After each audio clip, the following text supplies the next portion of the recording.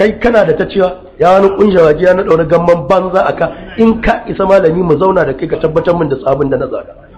kwanan da yace sabon shashin su ba su karshe shashi na nuna mai bakin bai iya jama na gyara ma bakin neman lirabi na fita mai da qawaidu na arabiya ƙaryar banza da iya yi an je an yi digiri 3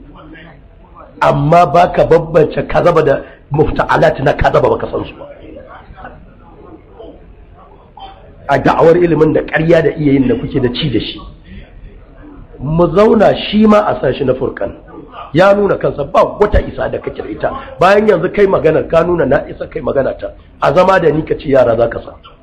ni ma ina da ɗaliban da zan sa inda kuma su fata ko su din na da ɗaliban da za su ƙure su amma magana ake tafka fito da kanka fito da kana dan mu nuna duniya me mun yadda da akida kul ta'alu nadu abna'ana wa abna'am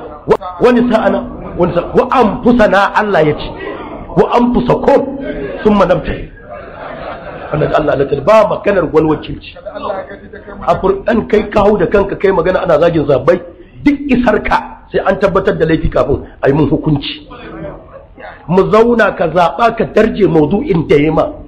ni kuma nuna ma aikin banza ka je kai a Saudiya ka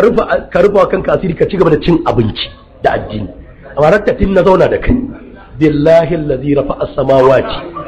bi ghairi amadin tarawna sai an tauna maka ruwa kan ka hade shi a ilimance zaka tabbata Saudiya san man banza kai